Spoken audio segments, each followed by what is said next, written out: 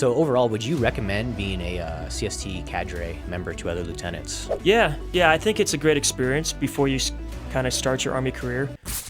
Welcome to the O-Call podcast. Today we're going to be talking about what to expect at Cadet Summer Training from a Cadre Lieutenant's perspective. So here we go.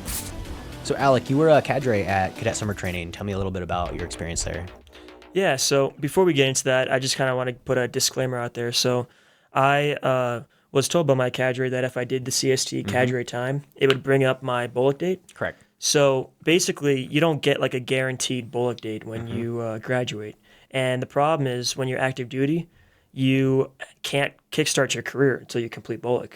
And so that was kind of like somewhat of a fear of mine. Like, oh, what if I have to wait for BOLC for like 5 months?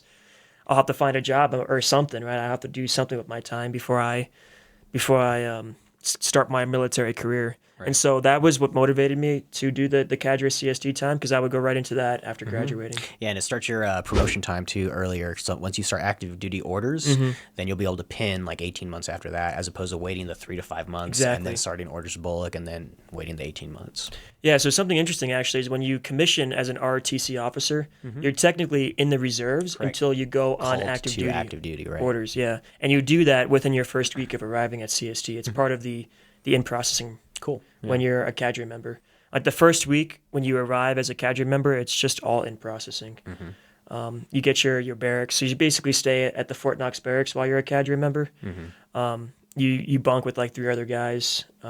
It's not the best conditions, I'll be honest. Same bunk or? So we had a 4-bunk setup in ours and our own bathroom, which was actually pretty rare. Some people who were in the same boat as me, a lieutenant, a cadre member, they were in like bays, basically. But somehow I lucked out. I don't know how. But I was in a room with 4 bunks, and there was only 3 guys, or me and 2 other guys in there. Nice. So we had an extra bed. So we were kind of chilling. We had our own bathroom too. It was actually funny. We were chilling in our room at one point. This is kind of an off-topic thing. And we had a major walking down the hall, and he walked by us, and he's like, "You guys got your own shitter?" And we're like, "I guess so, sir." He's like, "What the fuck?" I guess the other cadre members got shitty rooms too, so I didn't feel as bad about it. But anyways, to get back on topic, so after in-processing is done, you kind of get an idea of what your position is going to be. Okay. And so the other lieutenants, like it varied, right? So I was an executive officer for the company that I was assigned to. Okay. And the companies are based off of the cadets, right? So like each of the regiments are split up into different companies. Yep. And then those companies have like 3 platoons, I think, of cadets. And then the cadre assigned to that company basically manage the training and the life of those cadets during their time during that regiment at CST. And so I was an executive officer. Some of my peers were platoon trainers, so they were down at the platoon level with the cadet platoon, helping like evaluate them and write blue cards, along with the captains. Where I was at as the executive officer, I was working with the lieutenant colonel and the sergeant first class, who was like the acting first sergeant. Okay. And they were like the company level leadership for those cadets. And then there was like a lieutenant colonel who was the regimental commander for the regiment, which encompassed like 4 companies, I think. Okay.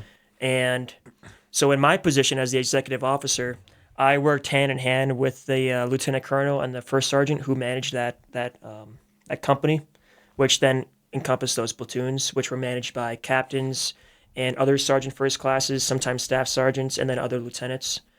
And I basically was in charge of like logistical supports. I was in charge of like medevacing cadets out of the field if they had to go see the medics. I was in charge of just basically assisting at that higher echelon training and planning with the lieutenant colonel. And then there was also another lieutenant colonel who was like the battalion or the regimental XO, and he worked hand in hand with us to help get us supplies and get us the things that we needed, like MREs. I would supply to the cadets. There would be refit days during the patrolling aspect of CST, the field aspect, where I, as the XO, was responsible for getting the blanks, all the demo, all the smoke grenades, the RD sims, The pyro, yeah. Yeah, the pyro. That's what I meant to say, the pyro, and the blanks for the 7.62 blanks, 5.56 blanks. It was my responsibility to get that from the regimental XO who would supply that to the regiment and then allocate that towards the different companies. And so I had to make sure I was allocating it correctly and working with those captains to understand where they were at with their ammo and how much they needed. Okay. So, because we would only get a certain amount. And so if I allocated too much to one platoon, or if I did it evenly split up, but some platoons were spending more than others, then I would mess up the training for those cadets. And so it was very vital for me to be very intentional with how I allocated that ammo. Okay. Yeah. And so as an XO, you mentioned there were other officers there as like at the platoon level. Did you get to like evaluate any lanes or any of that, or were you specifically on that like staff side? Yeah, so I got some opportunities to do it. That was not my official position. So I was technically overseeing those guys who were at the platoon level. Like I was overseeing those captains and those lieutenants, which was kind of weird for me being a brand new second lieutenant. I was like having captains come to me for answers. And even sometimes the lieutenant colonel and the first sergeant I was working with came to me for answers too, which was a interesting experience because I had just commissioned the weekend before arriving. So pretty wild. Pretty wild. But yeah, so I got a couple of opportunities to write blue cards. So the blue card was the document we used to evaluate a cadet in their leadership position. So whether they're a PL, a platoon sergeant, or a squad leader, that is what the cadre were using to evaluate them. So there were preset things that you had to fill out on the blue card, the different leadership qualities and attributes, and it's just the standard ones that are defined by the Army. I don't remember the piece of doctrine, but we can put it in the video, I'm sure. Yeah, I'll put a little banner down below. Yeah. So did you get to do any spot reports as well? Because you use the same blue card for those plus or minus. You could do either positive or negative blue cards, like on the spot. The spot reports were done more so by the platoon trainers because they were with the cadets all the time. Correct. Whereas I was more on the back end, getting supplies, making sure things were running well, like at those higher echelons. So you didn't really interact with the cadets that were training. Not as much. They did know who I was, but not to the extent that the platoon trainers were. Yeah. Some of them knew who you were because you were friends with them as cadets, right? Like you previously knew them. I did know some people personally. Yes. Nice. I mean, a lot of my friends are from prior year groups, right, or from younger year groups. I mean, some of those guys were in the fraternity with me and in my own like ROTC program, right? And I was, yes, I did acknowledge it. But you have to understand, like when you're in that position as a cadre member, you have to, yes, it's okay to say hi and be friendly, but if they are at CST, they're at CST to train, they're at CST to develop and to be evaluated. This is a big part of their progression in ROTC and a big part of whether they're going to get the branch they want or and with whatever trajectory their career takes is very dependent on this experience at CST and how they get evaluated. So I don't want to take that away from them because I want to be friendly or be personable. So you just understand your role and your responsibilities and have that distinction between the trainer and the trainee. Right? Don't cross those boundaries and let the cadets get the most out of their training. Don't distract them from it. Yeah. Yeah. So earlier you mentioned a distribution of supplies and equipment. Did you have to distribute the stuff to specifically just the cadets, to cadre, or like? Yeah. So even at the beginning of CST, when I first arrived, one of the first things I had to do as the XO was distribute all of the equipment that different platoons would need for training. So the captains would come in, who are the managers of the different platoons, would have to receive all the property that I received from the regimental XO. And it's all just like training props. It's like vests, like street crossing guard vests, stuff like that. Like and then also like pieces of doctrine, like booklets, things like that. Medical equipment, just different training props, training aids.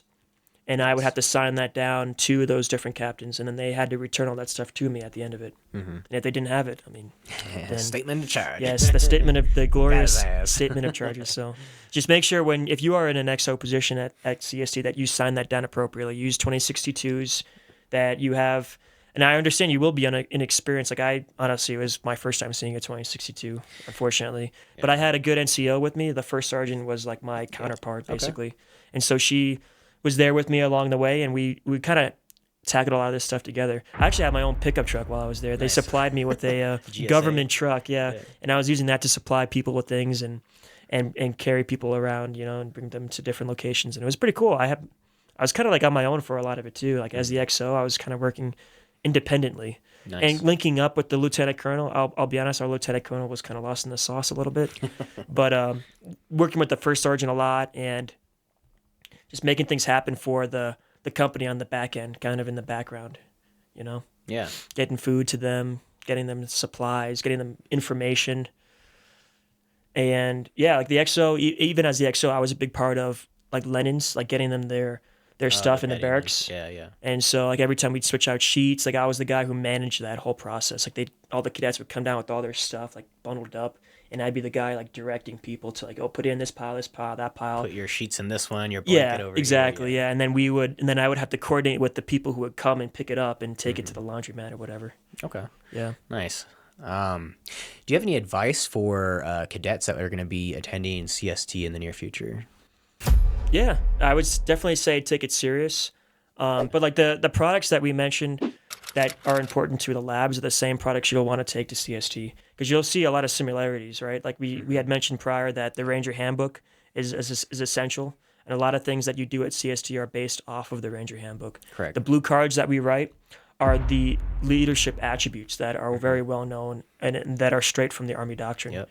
So if you study those and if you understand what those Army attributes and leadership characteristics are, and you base your leadership around that, which is just a good rule of thumb in general anyways.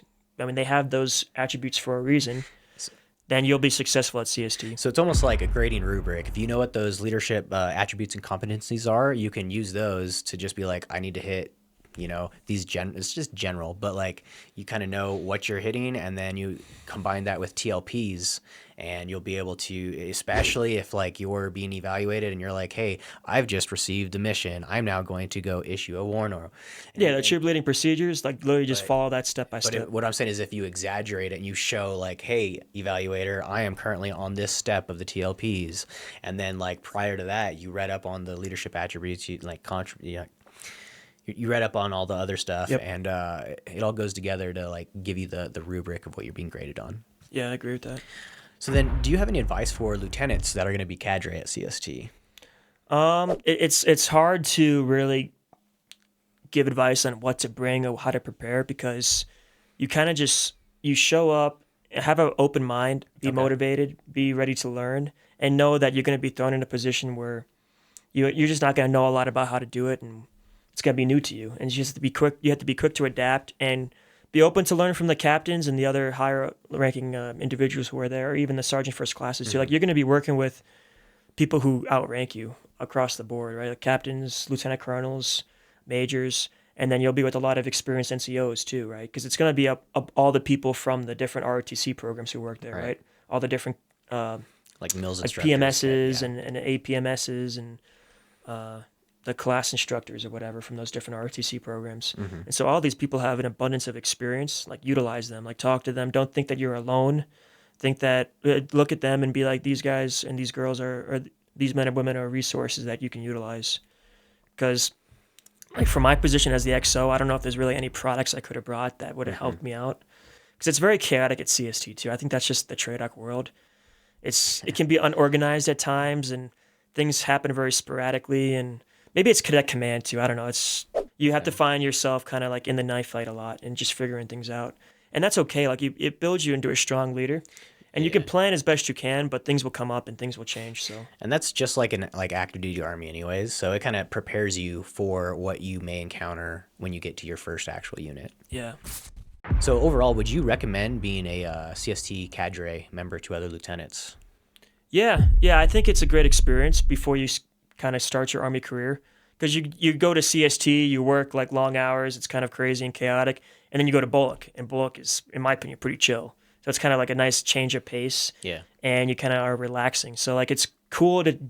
I wouldn't want to stay at CST for extended periods of time.